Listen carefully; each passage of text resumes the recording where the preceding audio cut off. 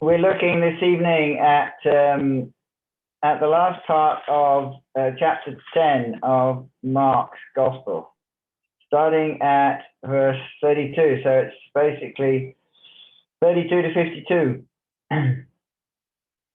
And I'll start with verse 32. They were on their way up to Jerusalem, with Jesus leading the way, and the disciples were astonished, while those who followed were afraid.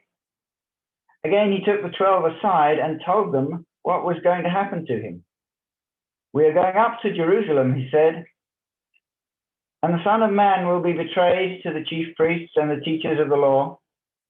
They will condemn him to death and will hand him over to the Gentiles, who will mock him and spit on him, flog him and kill him. 3 days later, he will rise." Then James and John, the sons of Zebedee, came to him. "Teacher," they said, "we want you to do for us whatever we ask." "What do you want me to do for you?" he asked. They replied, "Let one of us sit at your right and the other at your left in your glory." "You don't know what you are asking," Jesus said. "Can you drink the cup I drink or be baptized with the baptism I am baptized with?" "We can," they answered.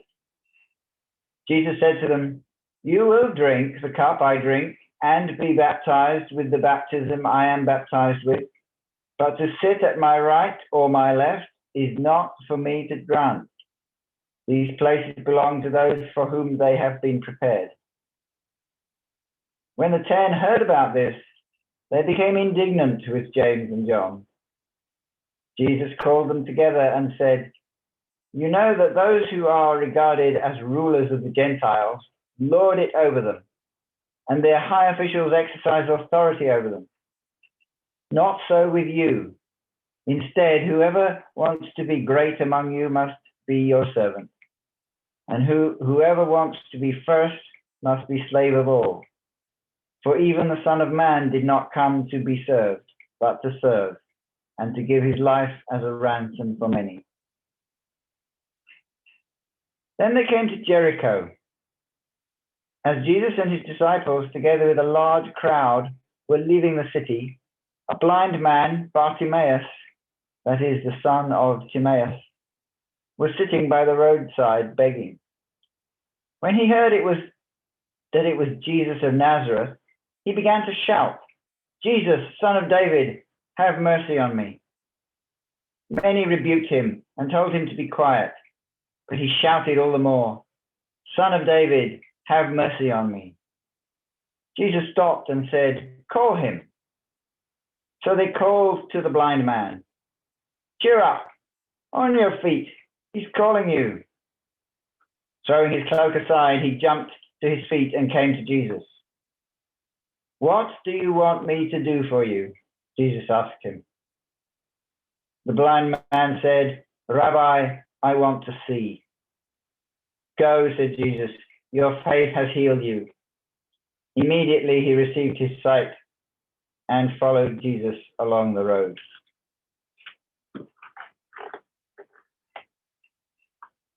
So tonight we're looking at denying self, at transforming faith, and the cost of discipleship.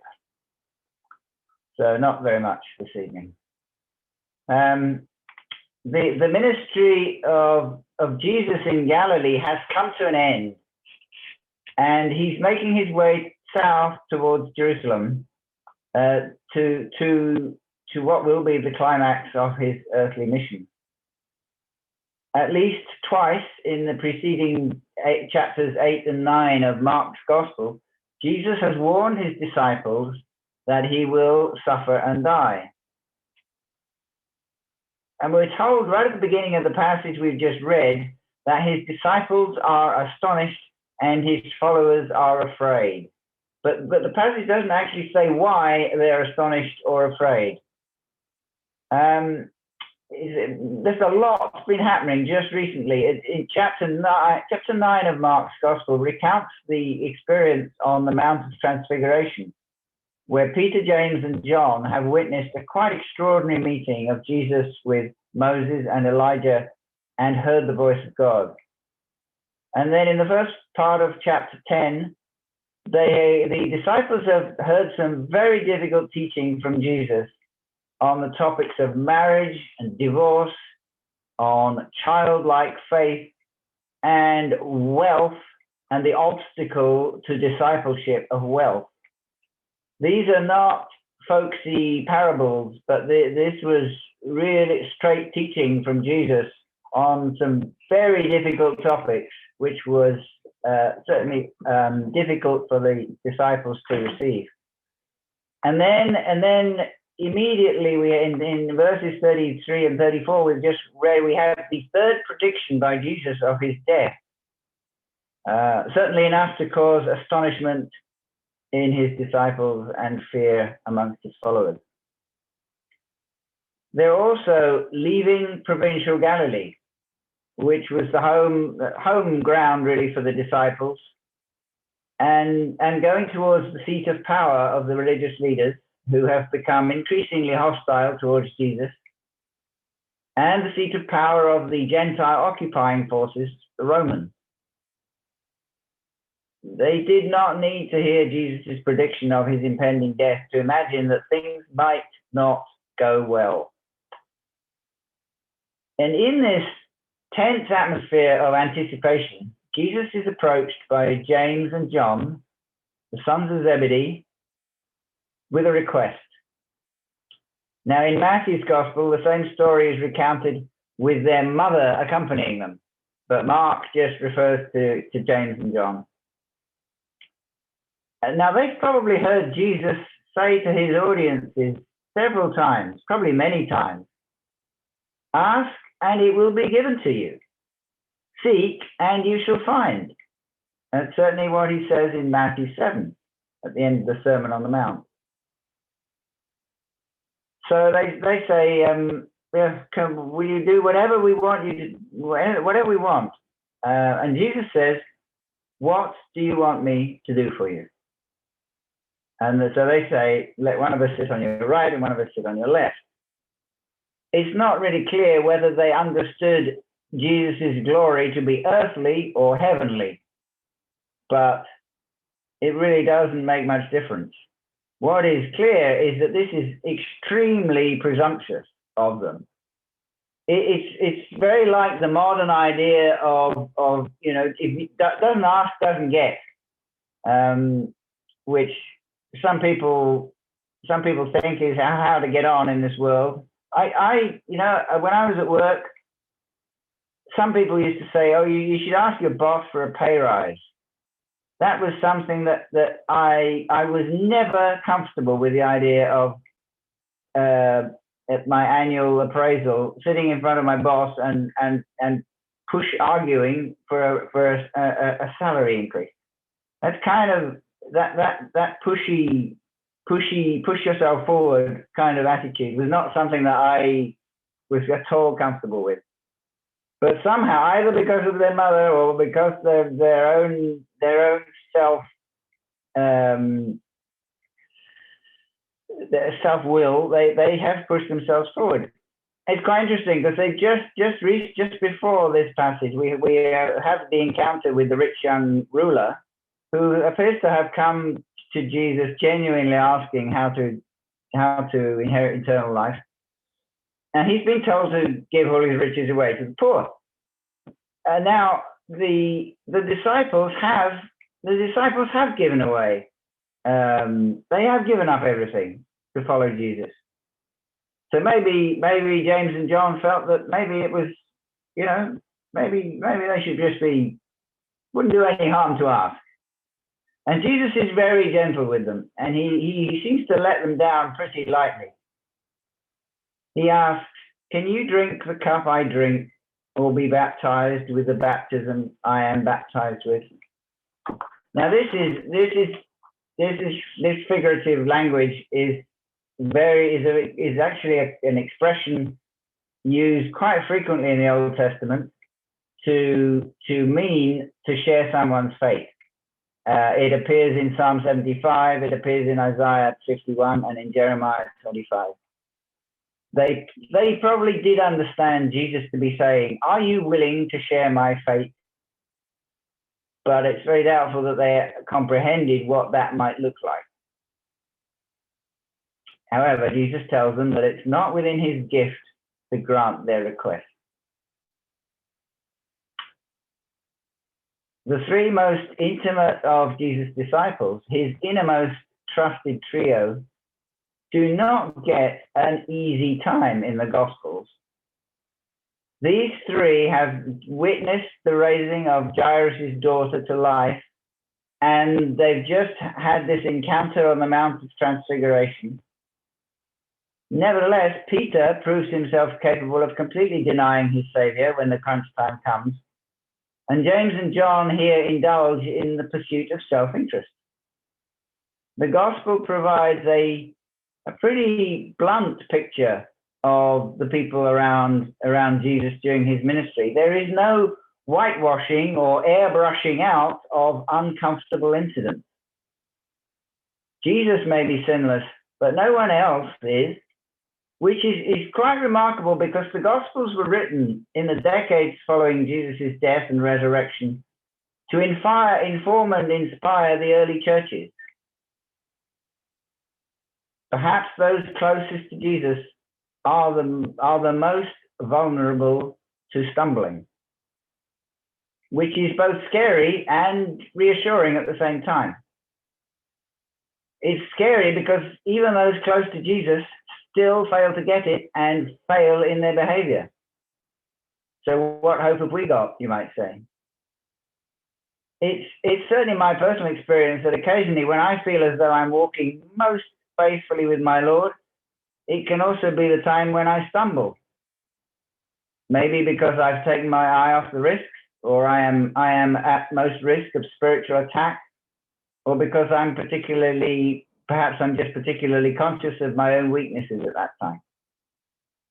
At the same time, it's reassuring because even Peter, James, and John, close as they are to Jesus, can stumble and still be redeemed and be part of his plan of salvation. In Peter's case, establishing the church, and in John's case, writing the most profound and sublime gospel in the Bible. Ultimately, both James and John were to drink the cup that Jesus drank. James was the first apostle to die in about 44 AD, executed by Herod Agrippa. And John, as we heard Kenny say at the beginning of our meeting this evening, John was exiled to the island of Patmos later in his life. The rest of the disciples are quite understandably pretty offended by the overt self-seeking power play by James and John, and it provides Jesus with another opportunity to teach the message of servanthood. In contrast to the habits of the Gentiles, whoever wants to become great among you must be your servant, and whoever wants to be first must be slave to all. He goes on in verse 45 to provide a statement that defines his earthly mission and the purpose of his incarnation. For even the Son of Man did not come to be served, but to serve, and to give his life as a ransom for many. It's as good as one sentence summary of what Jesus' life on earth was all about, as you will find. It's supremely ironical that in the end, when Jesus went to his glory, most of his disciples were nowhere to be seen. He was flanked by two robbers, one on his left and one on his right, one of whom accepted him and one of whom scorned him. Traveling south towards Jerusalem, they come to Jericho, about 18 miles northeast of Jerusalem. Jesus is described as leaving the city with a large crowd, which suggests that he he'd become relatively well known, and he gained quite a large local following here. Now, sitting beside the roadside is Bartimaeus, who is blind and had clearly heard of him and formed an opinion of who he is. When he hears Jesus of Nazareth is passing, he cries out, "Jesus, Son of David, have mercy on me." He calls him by the messianic title, Son of David. Now, did he receive some kind of revelation, or was it the talk of Jericho that this teacher from Nazareth was also known as the Son of David? For whatever reason, Bartimaeus has made up his mind. He has put his faith in Jesus. He ignores the crowd and he calls out all the more, "Jesus, Son of David, have mercy on me." Jesus calls to him and asks, "What do you want me to do for you?" "Rabbi, I want to see." What a contrast to the previous encounter between Jesus, James, and John. Jesus asked Bartimaeus exactly the same question he asked James and John. And Bartimaeus, he just says honestly what he wants. He wants to see. But Jesus reacts very differently. Healing is instant. "Go," said Jesus, "your faith has healed you." Immediately he received his sight and followed Jesus along the road. I don't believe miracles generally produce faith, and Jesus did not perform miracles to get folk to believe in him. Faith here resulted in a miracle. When I fill out questionnaires on spiritual gifts, I don't seem to have any of the more spectacular or supernatural gifts. But if you really push me, I have to admit to seeing someone raised from the dead, and there was no one else around. In 1978, I reached the summit of Mont Blanc in the French Alps with my friend Rich, whereupon he was struck by lightning, and we were both knocked to the ground on the summit. When I came around, Rich was motionless. He was not breathing. He had no detectable pulse. I prayed. I tried to give him artificial respiration and thumped him on the chest, and I prayed some more. He began breathing. I dragged him down some way and attracted the attention of a guide with his clients, who helped me drag him down to the refuge from where he was evacuated by helicopter. I had received no training at that time in resuscitation, but I had a vague faith in God at the time, enough to pray. Enough, like Bartimaeus, to call on the Lord in my hour of need, and I believe he answered me as he answered Bartimaeus. My friend is alive and well today, but he gave up climbing. Unlike Bartimaeus, I did not immediately follow Jesus. That took another 2 years. Witnessing a miracle, seeing God intervene in the most dramatic way in a human life was not enough to transform my life. Miracles do not produce faith. Faith produces miracles. Discipleship for Bartimaeus followed instantly. For me, it took 2 more years before I began to understand. For James and John, they needed more teaching from Jesus to understand that it was not about them, it was about him. And he requires unconditional followers who put their own interests behind his.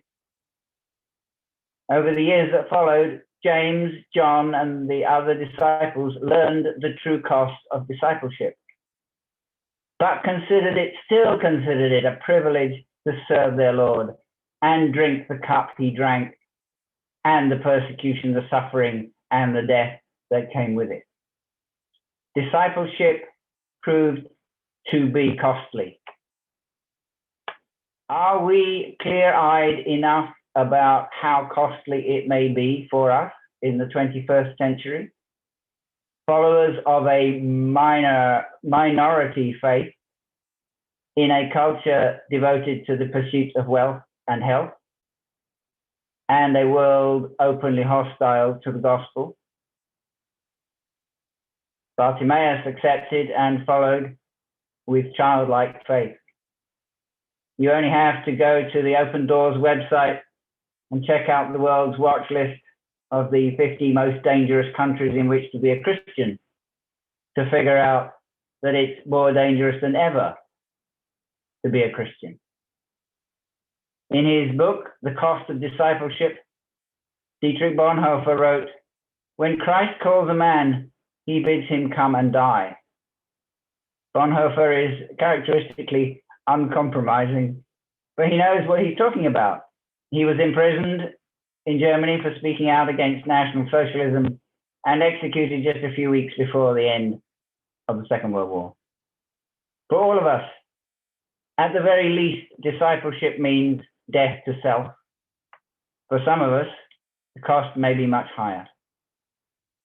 Are we able to accept the disciplining that James and John accepted, put aside our notions of self, and follow Jesus down the road, like the newly cited Bartimaeus, wherever it leads, whatever it costs? Thank you.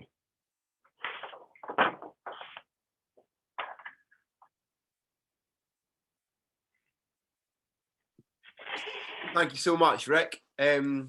Let's respond to that in the words of our last song, "When I Survey the Wondrous Cross." You'll see the words fit really well with what we've